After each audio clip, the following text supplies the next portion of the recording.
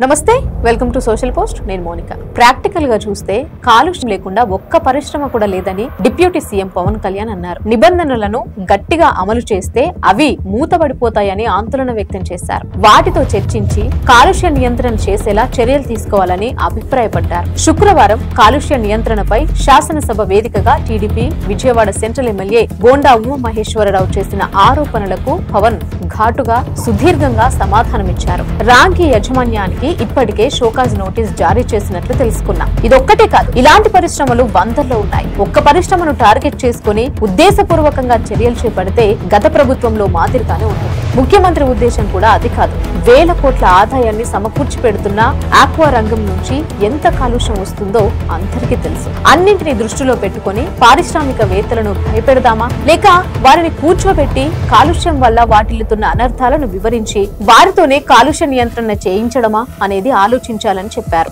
ఎక్కడ పడితే అక్కడ విచ్చలవిడిగా ఏర్పాటు చేస్తున్న ఫ్లెక్సీలు చిరిగిపోయి భూమి నీరు గాలిలో కలిసిపోవడం వల్ల పర్యావరణానికి ప్రజారోగ్యానికి ఎంత ప్రమాదం వాటిల్లుతుందో కూడా అందరికీ తెలుసునని పవన్ అన్నారు చివరకు తల్లిపాలు కూడా కాలుష్యమైపోతున్న పరిస్థితి అలాగని ఫ్లెక్సీలను పూర్తిగా నిషేధిద్దామంటే వాటి తయారీపై ఆధారపడి జీవిస్తున్న వేల కుటుంబాలు రోడ్డున పడతాయి ప్లాస్టిక్ బదులు బయోడిగ్రేడబుల్ మెటీరియల్ వినియోగంపై వారికి అవగాహన కల్పించడం ద్వారా మార్పు తీసుకురావాలి ఇలా చిన్నపాటి ఫ్లెక్సీల విషయంలోనే ఇంత ఆలోచించవలసి వస్తుంటే ఇక విస్తృత స్థాయిలో ఉన్న పరిశ్రమలపై కాలుష్య నియంత్రణ నిబంధనలను కఠినంగా అమలు చేస్తే జరిగే పరిణామాలను ఊహించండి ప్రాక్టికల్ గా చూస్తే కాలుష్యం లేకుండా ఒక్క పరిశ్రమ కూడా లేదు వాటన్నింటిపై నిబంధనలను కఠినంగా అమలు చేస్తే ఎలాంటి పరిణామాలు ఉత్పన్నమవుతాయనే భయం నాకే కాదు ముఖ్యమంత్రికి కూడా ఉంది దీనిపై విస్తృత స్థాయిలో చర్చ జరగాలి అత్యంత ప్రమాదకరమైన ఈ అంశంపై శాసనసభలో ఒక రోజంతా ప్రత్యేకంగా చర్చించాలి ప్రజలు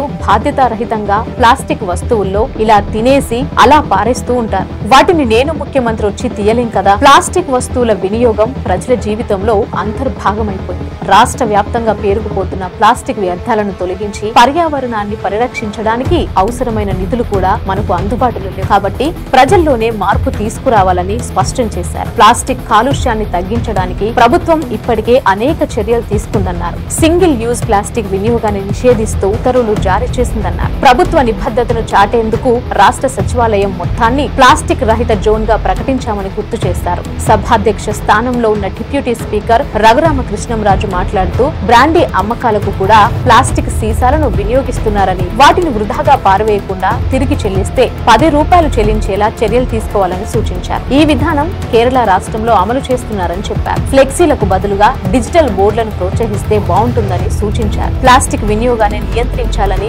జన సైనికులకు మీరు పిలుపునిస్తే చాలా వరకు కట్టడి చేస్తారని నవ్వుతూ అన్నారు కాకినాడ అర్బన్ ఎమ్మెల్యే వనమాడి వెంకటేశ్వరరావు కూడా ఈ అంశంపై మాట్లాడారు